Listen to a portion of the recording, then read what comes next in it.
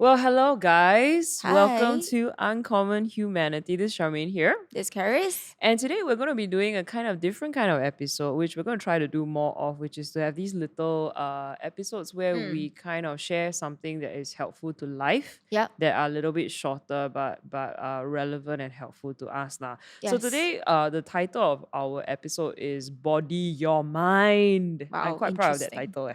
Yes. Yeah, because everyone always says mind your body, right? But I'm like, Yep. body your mind. Okay. So, what we want to talk about today is how to use our body to break our stress cycle. Yes. So 2020 has been well, it was a really turbulent year, and now we're in Mm. 2021. But I would say we've gone from a year of multiple lockdown, in and out of Mm. lockdown, or being Mm. locked down and things get better, but then the rest of the world is going crazy with COVID. So it's been a pretty stressful time. Yes. And 2021, we've kind of gone into a holding pattern, I would say. Yeah. But I won't Mm. say we're completely out of stress. We're kind of in a state right now of Nowhere. like low. Nowhere. Oh my God, that came out of nowhere. Like, is there something you want to share with everybody? I would say because it's restless. Like, oh Okay, my. restless, Okay. frustrated. Yeah. Yes. So I think right now, I think we're doing pretty good in SG lah. But we're kind of stuck in this holding pattern of like low grade chronic stress. Yep. I think certainly some people are doing better than Mm. others. But I thought we talk about how to deal with stress in a healthy way for this year that will be helpful to everyone Yep. tuning in lah. Mm. Okay. So the first thing I wanted to share is we tend to think of coping with stress as minding your mind. Yeah. So we've talked a lot about this in 2020 about, hey, it's okay to go to therapy, it's Mm. okay to get counseling and stuff. And yes, that helps tremendously. So if you are planning to, we really encourage you Mm. keep going at it. Okay. Yes. Because I think identifying our thought patterns really helps us to take the anxiety down Mm. and really know where our feelings are coming from. Mm. But I want to add a helpful tool to this year for those of you listening, and that is, I think, another important step to do is that we need to first also learn to take down the stress level in our body so that it makes it easier for us to start working at our thinking patterns. Yeah. Yeah. So as much as meditation is helpful, as Mm. much as therapy is helpful, I do find that sometimes if we don't deal with the stress in our body, we start to loop our anxiety. So Karis found this interesting study recently, right? Yeah. So we were reading this interesting study from 2019 that showed that at least 25% of regular meditators have experienced adverse events from panic attacks and depression to an unsettling sense of dissociation. So it's pretty interesting to me. I was like, meditation is supposed to help people calm down, but a quarter of the people actually experience Adverse more, effects, more yeah, depression and more more panic depression and attacks. more panics. Yeah. So they actually found out that overzealous meditation lead to where it can cause you to be even more anxious, Mm. where a little bit of changes can cause you to be very overwhelmed, where you feel your emotions are all over the place. So you either feel very anxious or you feel like this very unsettling of dissociation where you Yeah. don't feel anything anymore. And then it can even damage your sleep. Yeah. Mm. Yeah, so the best way I can illustrate this, I guess, Mm. for those of us who are tuning in, especially those from our church, right? I think you can relate to this that sometimes we say prayer is very important to Mm. our mental Yep. health, but then I've been in a state where I reach such a point of anxiety about whatever I'm praying about that my prayer life actually doesn't calm me down anymore. It becomes my Mm. anxiety on the loop, like God help me, help me, help me, right? And then you never get Yes. out of it. So here's an interesting thing I learned when I started going to therapy years ago. Mm. Okay, which was when I first went, I was burnt out. And so I thought, oh, immediately we're going to talk about my feelings and we're going to unpack the patterns that I have.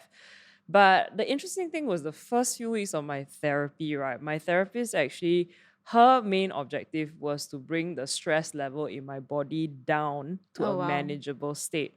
Okay, so background, back then I was flying back and forth between Mm. Singapore and the US, and it was like every term in and out, in and out. And I used to Mm. fly in like second week of school after working and then catch up with school. And I'll be like on 3 cups of coffee a day. And so one term, suddenly in the second or third week, I had a major panic attack. First time I ever had like a full on panic attack. And so I went, okay, I need to go to therapy. Mm. And I thought, okay, there's something wrong with me. Emotionally, I'm mentally not okay. But the first thing actually my therapist did was, number one, we need to Mm. cut your coffee. You need to go from 3 cups a day to half to 1 cup a day maximum, okay? Because she said you're on a jet lag state and then you're on too much caffeine, and that's what's triggering the panic response in your body. Then the second thing she said was like, we need to get you exercising and moving. But at that point of time, I had a very bad running injury, so I had trouble with that. I couldn't really do that, or I was in too much pain. And so she suggested at least getting out, sitting in nature, that kind of stuff, okay? But the third thing she did was, in the therapy sessions, we actually did exercises that were physical and breathing type exercises. And these exercises were designed to get me out of my head. So this is the interesting part, out of my head and my mind and my thoughts, to be present in my body. And that was the objective of the exercises that we did every single therapy session. And we did this. That was the major focus for the first few weeks, until I got to a place where I was calm enough to be able to talk through my feelings in a logical way lah. Wow. Okay, so we're going to talk about this body thing Yes. in a second. But I thought we could also go into some healthy perspectives about how we approach stress in our lives. Okay, so the first thing I wanted to share with everyone is that stress has a natural cycle. Okay, and that means that stress is just a normal part of life. It's a natural part of life. It is not good, neither is it bad.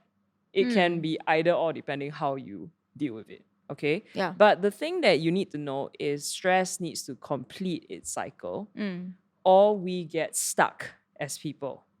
So, for example, you see this, right, on the Animal Planet channel or something, on Nat Geo, right? Yeah. When an animal runs from a predator, for example, right, it goes into stress mode, the fight or flight mode, right? But the moment it is free from the predator, like their body system naturally, right, immediately automatically resets to a certain healthy normal. So what's interesting, that thing that I learned recently, that actually human beings are the only creatures in this planet that our bodies don't automatically reset after a stress period. Human beings are the only beings on the planet that can remember and retain and live in a constant state of stress all our lives if we don't deliberately calm ourselves down. Oh, wow. You see, now part of that has to do with evolution, okay? So long ago, anthropologically speaking, okay, you know, we used to be, I guess, a nomadic people, hunters and gatherers, etc. And so there was a lot of a physical outlet to our body in terms of coping with stress. So as much as there were stressors and we had to have flight or flight response in a rough environment, we had a physical outlet to calm our body down. But now with modern life and city life, we are more sedentary. Most of us are in offices. We hardly have a physical outlet. And so what happens, especially for city people, is we can stay in a state of constant chronic stress and never actually cycle out. So for example, we go to work 9 to 5, we come home stressed, we don't fully wind down, and then the next day starts all over again. Okay, then don't say lah, COVID-19, we are in a perpetual state of stress currently because changes are just non-stop, all right? So that's the first thing. You need to understand that stress has a natural cycle, and we actually do need to find a way to cycle out of our stress. So does that mean that we need to purposely put in like a certain, I don't know, rhythms or certain things to force our body to wind down? Yes. Like we have to do that. Yes. Otherwise, our body does not reset the way animals automatically And when do. we talk about wind down, it's really got to do with like physical, Yes. either take a walk or like take a breather, Yeah. read So something. that's essentially, you can't think yourself into Think a myself to resting wind state. Now, I will say some tools, for example, some meditative tools, or for example, Christians, we have centering prayer, for example. I think the thing that winds us down from the stress state in those practices are not so much the thinking process, but the breathing process. That when we breathe in and we breathe out and we calm our breathing, our stress comes down. Okay? So like I said earlier, stress can be good or it can be bad. Yep. Now, 90% really of what takes us to the doctors nowadays is because that we've got a stress. Well, that's what apparently research shows that 90% is psychosomatic because of stress-related issues in our body. So, for example, when we are stressed, cortisol and adrenaline, too much in our system, affects our body adversely. Yeah. They inhibit and suppress the immune system, so we fall sick more easily. That's what really happens when in a high stress state. Oh. Yeah, okay. But here's the interesting thing I learned too, right? And that is, this is interesting.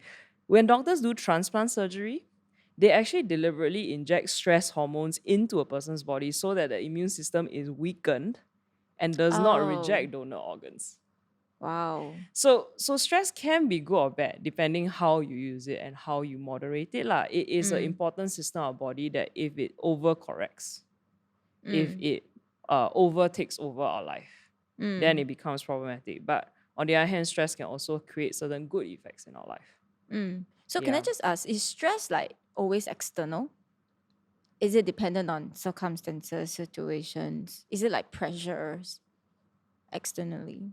Yeah, which brings me to the third thing, right, that Mm, you need to know about stress. There's a difference between stress itself and stressors. mm, And stressors are what activate the stress response in your body. So stressors are usually mm, mm, external. I mean, you can say they're internal, but even your internal emotions have to do with external stressors, right? yeah, Yeah, yeah. which again can be good or bad at. So, for example, one of the great things recently that has become popular is this idea of ice cold baths or Oh, swimming in cold yes. water. Mm, And actually, how that works, people think that, oh, it's just it actually, the way it works is the cold water stresses your body, it spikes the stress in your body. And it mm. trains your body to deal with a higher threshold of stress in that moment. Then it adjusts. And so it becomes actually a mood regulator because it takes it up and then after it drops it. But it will take it down, right? Yeah, it takes it down. So there's a Oh, so certain way basically that it's it to help works. complete, like bring it up and then. It brings it up, so it spikes a little bit of the adrenaline, but it also raises your ability to take stress, so to speak. So Mm, after that, you calm down. mm, Yeah, so mm, I've noticed that when I go swimming and it's rainy season and the water is mm. cold, right? My mood is actually better. As much as it's worse when I get into the pool, it's terrible. The first 10 laps, I'm like, ah! But when I come out of the pool, I notice my mood is better than on days where the sun is shining and the water is warm. Isn't Mm. that fascinating? Yes, maybe I should Okay. try that. Yes, you could try that. They say the other way is the cold bath, but some people have been like buying fridges Oh, to like these freezers and then they create their own cold baths at home. oh wow. Yeah, because they cannot afford to buy the real like ice stuff. Okay, anyway, Yes. so there's a difference between stress Mm, itself and the external stressors. So again, a helpful thing is this period, it is helpful for you to identify what are some external stressors that keep you in a state of constant stress. And is there a way for you to regulate it? Is there a way for you to get therapy to learn how to interact with it so that it creates less stress in your body? mm. So there is still a place for therapy, okay? So, but Karis brought up something interesting today when we were preparing, right? She said you learned recently Yeah, that there's a difference. between anxiety being a cause or anxiety being a effect as a result of something. Yeah.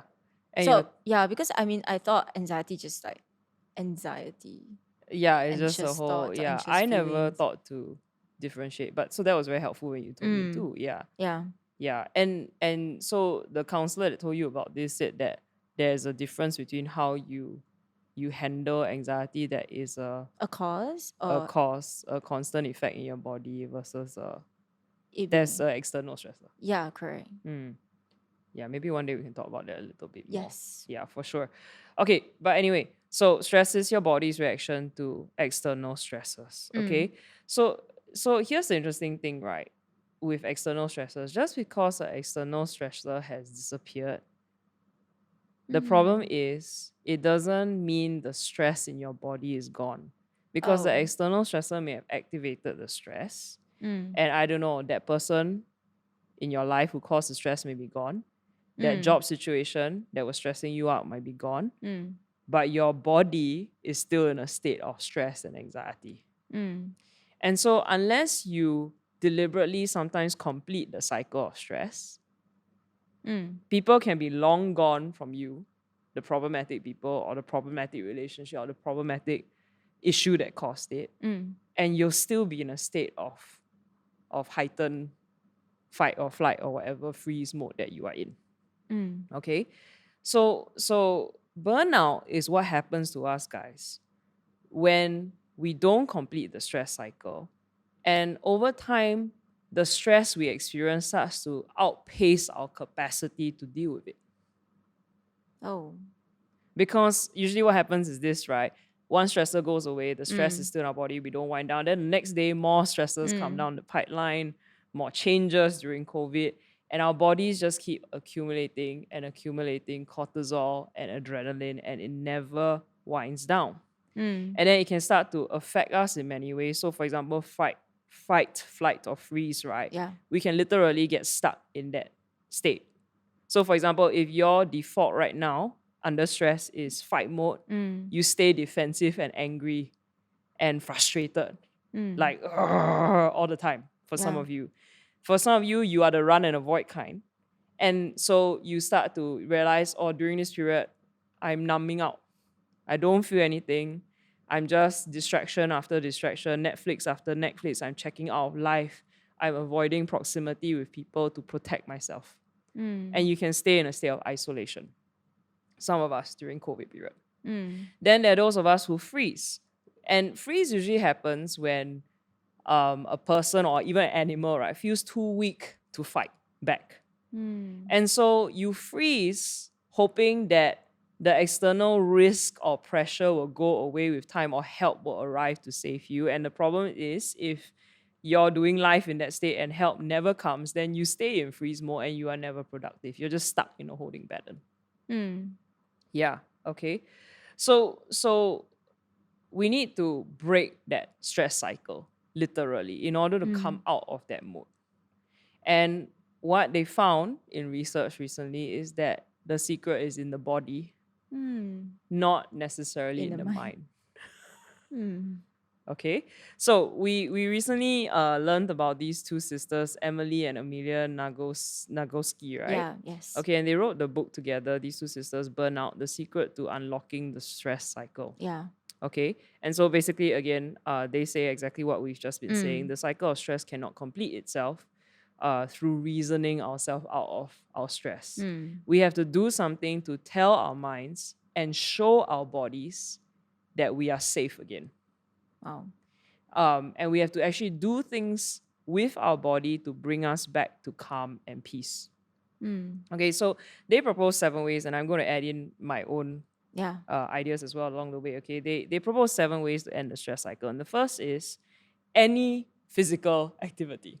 Yes. Okay, so physical activity is freeing, and it lets our bodies know that we are celebrating safety. Oh my god, the way these women, they're so like, women are so expressive in the way they describe something. Like if it were me, I would just say, you just swim out all your energy lah, for example. Yes. Okay, so for me, right, swimming 3-4 times a week, going to the gym another 2-3 times a week has become almost like a meditation for me, quite frankly. Now, initially when I first started, it was tough because you're not fit. But now it's really a meditation. In fact, my trainer laughs, right, at me, because sometimes I'll go into a mode where I'm lifting weights and she's telling me, and I just zone out and my mind just goes Zen. And goes zen. And then I'm like, then she's like, hey, where are you? Where are you? Wake up. Yeah, because literally it winds my anxiety down. Like, for me, this is a very big one. Yeah, the physical activity bit. Do you think it is different for different people? Yes, right? Yes. I would say Ireland really always have been all my life. Even before I knew about this, I used to, when I was stressed, I'll go run to clear my mind. So for me, this has always been the way. Now, for you, your body could be different. All of you listening out there. Yeah. So other ways is, for example, walks in nature are very helpful. Japan has what they call forest bathing. Have you heard of this? No. Forest bathing, which is they go and they walk in the forest or they spend retreats in the forest for a few days. Wow, and it's paid for by medical insurance. Yeah, so this is something that's happened in Wow. Japan recently, right? Their medical insurance covers their people going a few days away to a forest retreat because they found the long-term payoff is pretty good. Yeah, for people. So Insurance in America actually has been doing this for quite a while already, which is insurance now covers gym membership because they find that, again, there's a long-term payoff. If their employees are going to the gym, they are less likely to fall sick, they're less likely to take sick days, they're actually going to be more productive. So insurance over in America, some insurances have started covering this. Wow. I wish they would do this in Singapore. Yeah. Yeah. I think some insurances in America also cover therapy now. Wow. Yeah. So the second way that they mentioned was breathing, Mm. which they say that this is the gentlest way to complete the stress response cycle. So for people who have survived trauma or have abuse backgrounds or experiences, they say that breathing is a great place to start, like Yeah, if you're not regulating your ready for breathing. therapy and all that, hi? Yeah. Is it? Okay, can. So yeah, I actually do this. So this one I learned this, right, this technique, because it was mentioned in what's that movie that Charlize Theron and Seth Rogen were in, the one about the Madam Secretary one. Ah. It's this rom-com lah. Okay, so in the rom-com, right, there was this situation where they were in some bombing, and then she was practicing like this breathing technique that Navy SEALs practice. And I Oh. learned it from that movie. Oh, wow. Now they didn't do it correctly in the Oh, movie, no. but then I went to Google it after that. I was like, what is this breathing technique they use to calm themselves down in high stress situation? Navy SEALs. And I think it's called square breathing, actually. Actually, the original technique is you're supposed to walk in a square. Oh, wow. So you're supposed to walk, count to 4, breathe in, count to 4, and then Hold. walk again 4, but hold it for 4, and then breathe out 4 counts, and then hold 4, and then breathe in again. So now I know I don't do the walking in a square thing lah, but I do the breathing thing quite often, and it helps me tremendously. So it's become almost a habit. When I'm stressed now, I go 1, 2, 3, 4. But I find it very hard to 1, 2, 3, 4. And then I hold 1, 2, 3, 4. Breathe out 1, 2, 3, 4. And I repeat that until my body calms down and I'm less anxious. Wow. Yeah. So any kind of breathing lah. Another app I recommend is Headspace. Yes. I love that app. My sister loved it too. Yeah. And I think Asians actually really enjoy Headspace more. Yeah, because there's less talking. Calm, there's too much talking. Yeah, very funny. It's very funny. Americans like calm. Oh. They like the talking. Oh. But Asians find it too chonghe. Yeah. Yeah, okay. So Yes. third one, okay. Third suggestion they had is positive social interaction. Yes. Yes. So it will be like going for drinks or having a good conversation with friends, or having interaction with your pet, Yes. with an animal. Yeah, I have that with my dog. Actually, now sometimes in the office, right, when I'm stressed at church, my immediate thought is I want to cuddle my dog. Oh. Yeah. Do you think it's the pet or is it the cuddling? Both. I think when I first got Sam, right, the first year, I didn't get it when people say he's supposed to take your anxiety down, because he created more anxiety because he was so stubborn. Oh my gosh. Yeah, because I was like yes. busy training him, you know. But now though that I bonded with him more, yeah, I feel because of the connection and the cuddling, I feel something going back and forth between both of us. Yeah. So Airbnb, right, Yeah. has started offering Wow. this thing. They started offering nature stuff, and one of them is cuddling with an animal as part of, I don't know, all the programs The that they run package. now. Yeah. Funny, but cute. Yeah, so next time you all go on holiday, you can request to cuddle an animal. Wow. Yeah, okay. Yes. So here's another interesting one, right? They started running a program in the US for prisoners to care for a pet, take care of a pet. And they found that with very violent criminals, right, having to care for a pet brought their testosterone levels down. Wow. And they actually became less violent, these criminals. So there's really something about social connection. Yeah, and then of course, it's been long used, PTSD for veterans and stuff. Part of the recovery has been horses, pets, etc., etc. Yeah. So yeah, positive social interaction. Yes. Yes. Number 4. Number 4 is laughter. So Yeah. they say that it can't be, when they say laughter, it doesn't mean the fake laughter. It I has to quote be them. slightly Yeah, embarrassing. which is, they say it has to be the slightly embarrassing, mouth hanging open, belly jingling, uncontrolled, ridiculous laughter that really takes, I think the key is to really takes over your body. And you can't You stop can't laughing. stop laughing. Yeah. Yeah. Oh my gosh. So I guess there's a truth to watching funny videos on YouTube. Do cat Yes. videos make you laugh? Not really, but it makes you feel very warm and like, oh. There's one video that always makes me laugh, which some of people in church know, and they laugh at me about it. You know, there's one of a dinosaur ice skating. Okay, y'all go good at I'll do that. I don't know why that one makes me laugh out loud. Like seriously. Why Yeah. busy? I don't know. It's just funny to me lah. This Oh, like dinosaur being funny on the ice. Okay. Anyway, so yes. yeah, so laughing out loud is really really helpful. Good Mm, medicine for the soul. yeah. Number 5, the 20-second hug. Yeah. Yeah, isn't that the thing you were just telling me recently that now there's professional huggers? Oh, I think it was Selena was saying. Oh yeah, there's professional hug. I don't know how I feel about that. It's so awkward. Yes. Yeah, but go hug a friend. Yeah. 20 seconds and you must hold on. Yes. Yeah. They were saying like it's because the hug makes your body, it's a signal to your body that you're in a safe space. Yes, correct. Do you Mm. remember we watched that movie Temple Grandin about this woman who was autistic Mm-mm. and she created a hugging machine for herself to bring Oh. down her because the compression Oh, yes, yes. actually causes your I don't know your system to reset. Mm. Yeah. Interesting. So Yeah. yes, there's the medical reason for why 20-second hugs are powerful. Okay. Number 6. Number 6 is the big old cry. This one also made me very uncomfortable. Yeah. Yeah, so the authors basically they suggest that focusing to cry, and when you cry, to focus on the physical sensations felt rather than what's making you cry. So they are saying that basically when you feel like crying, you should let your body just go through the cycle and just cry. And I think the interesting or funny thing that they were saying is that a lot of people are afraid to just let out and just cry because they're afraid that they will be crying all day. Like they can't stop crying if they start crying. Oh no, I get that. You know how we always like, oh my god, I need to stop, I need to stop, I need to stop, and then you never stop. Yeah. So she was saying that to when you cry, don't like just cry and focus on the external. Yeah, so I think like Physical. here's another pastoral tip because when I was looking at this, then it reminded me as leaders when we do counseling, it's so important that what we say. That we don't expect people to stop. No, I think I don't expect people, I don't tell them like stop crying, that kind of thing most of the time. Like I don't even think that I'm worried that they won't stop crying.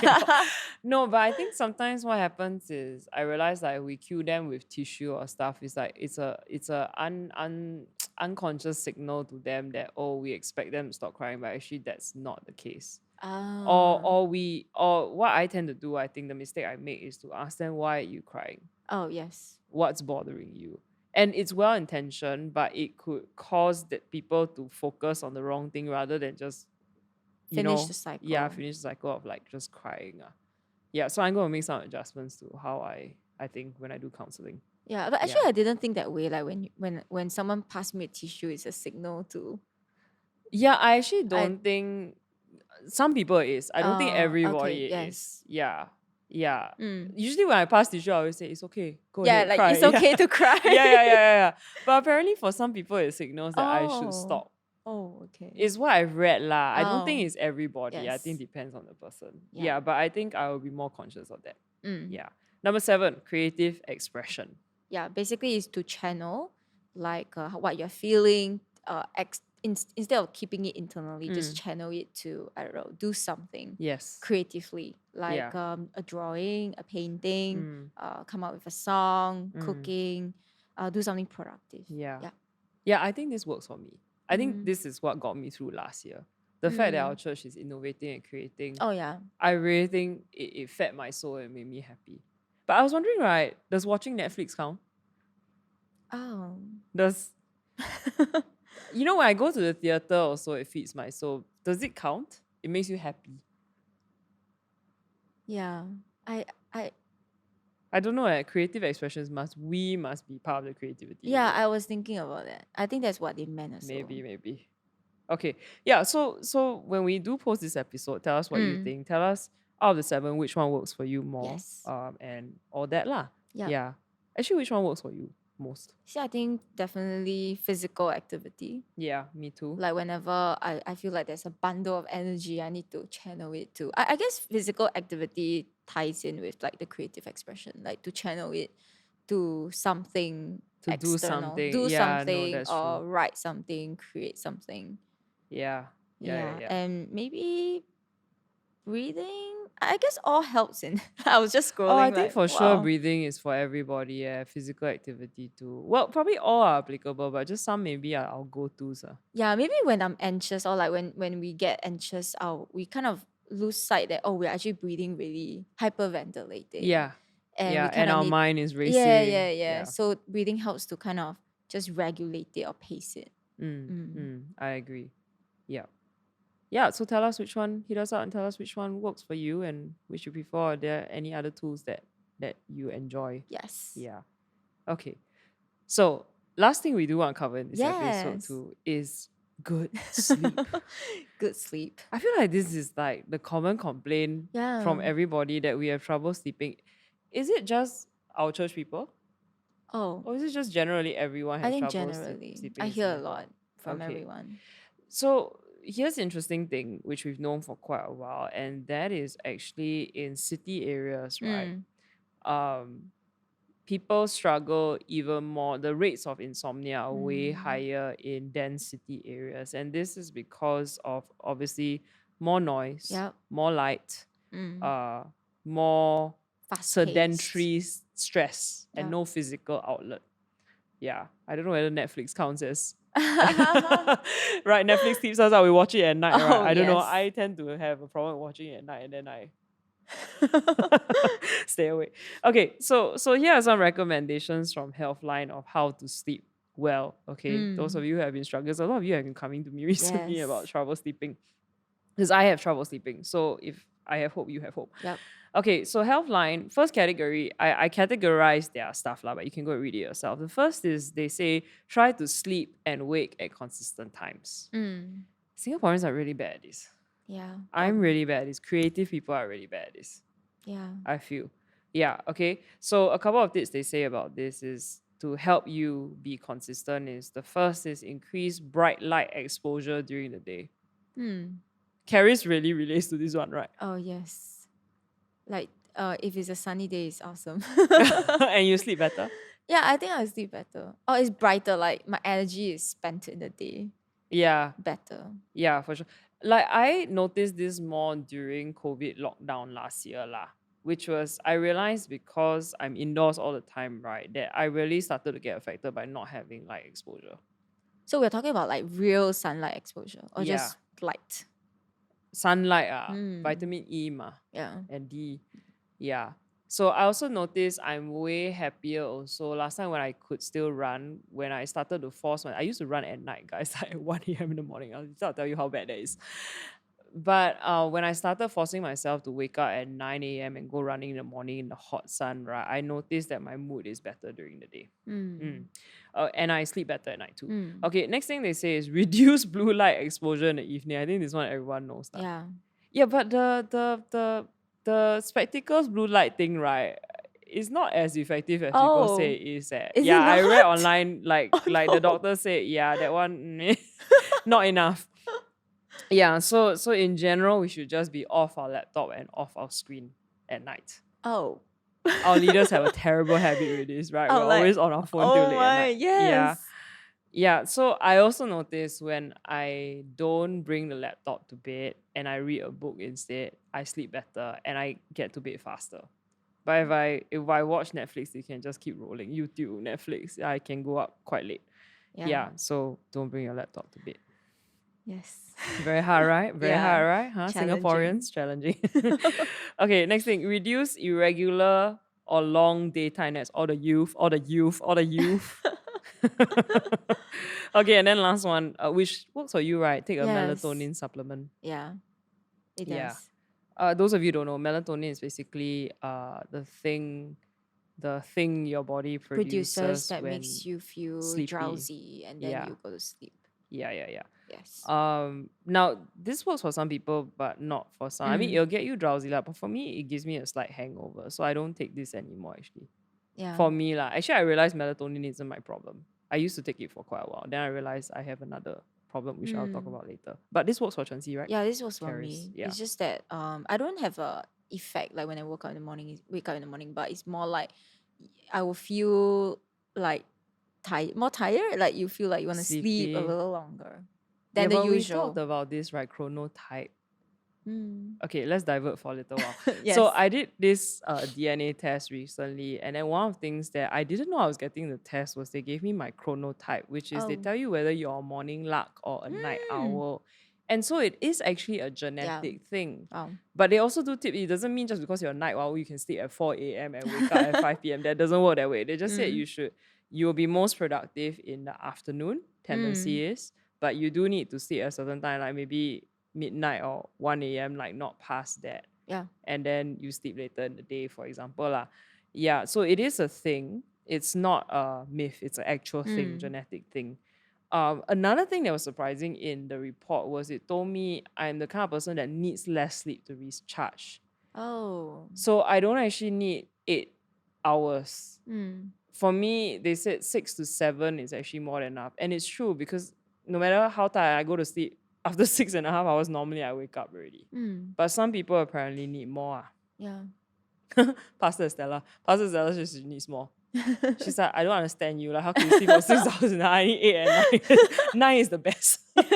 Yeah, okay.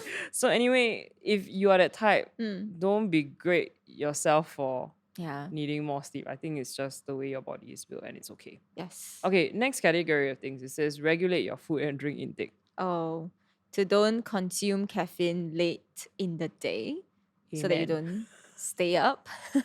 Oh, this really, yeah, for me is very important because the moment I drink like anything like coffee or You are very sensitive. yes, or milk tea, like too late in the evening, I can feel that it stays in the body and I'm awake. Yeah. Yeah.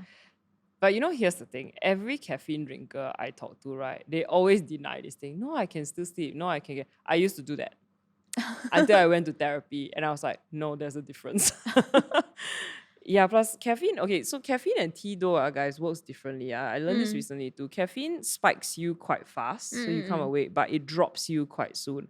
So technically speaking, you can drink coffee later in the day as compared to tea. Because tea doesn't spike you as high, but the problem with tea is it's different from caffeine. It's actually some other chemical that it keeps you awake on a prolonged thing.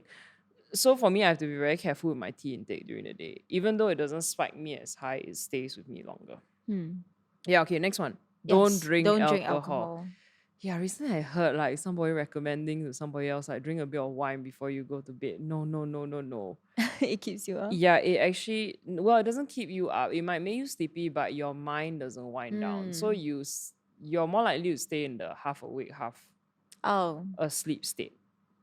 Yeah, that's what alcohol does. So actually alcohol, I know people say drink at night, right? Not at daytime, but actually it's worse to drink at night, technically speaking. Okay, next one. Don't eat late. Heartburn. Oh, Yes. And don't drink water too late. Yes, as well, because they say you'll get up to pee. Oh. Apparently. So I think one thing I read, they said you should not drink water 1 to 2 hours before you go to bed. Like any kind of water consumption. Like too much water consumption, because okay. you will wake up and you go and pee. Yeah. But the don't eat late is applicable to me, especially sugar. Yeah, sugar gets me a little bit buzzy. So I watch what I eat before I go to bed. Yes. Yeah, okay. So regulate your food and drink intake. Next category of things. Relax and clear your mind before bedtime. Yep. So you can take a relaxing bath or shower, or like what PC mentioned, which is like reading. Yeah, but not on a Kindle or an iPad. Proper book with paper that doesn't reflect light back to you. The other important one is bedroom environment. So again, there are three things to look out for. Light. The darker the room, actually, the better the it better is. it is. That's proven. Temperature is another thing that you got to regulate. And third one is noise. So this is the interesting thing about me. So I used to have trouble sleeping, and I thought it was like melatonin or whatever. But I realized actually it's noise. I'm a light sleeper, so the aircon wakes me up or little noises. So when I realized that, what I did was I started wearing earplugs. I've been wearing earplugs for the past couple every night when I go to bed. And I sleep better. So you gotta figure out what is the thing that's keeping you up. Yes. And then finally, exercise. Yeah, back to body or mind. Okay, exercise regularly, but not before bed. It's true. Oh yeah, it's true. It's true. Yeah, so sometimes I swim too late, right? There have been times I swim at 7 p.m. I go home, I cannot sleep. Yeah, so don't exercise too late. Or at least know at what threshold, what kind of exercise. Like maybe light exercise to a certain threshold is okay. Like But stretching, overdoing that kind. it, Or walking. yeah, all the I think way. it really depends on you, your body. Because I used to do this, that I used to go running late at night, but it keeps me awake now that I'm older, so I don't do that anymore. I try to keep my exercise to earlier in the day or early afternoon. I swim. Sometimes no choice 6 p.m. But I do notice a slight difference that I don't overdo it. Yeah. So guys, body or mind? Yes. That was longer than. Expected. Oh, Oh wow. my God. Without 20 How? minutes. I didn't even ask much also. How we say it'll be a short episode.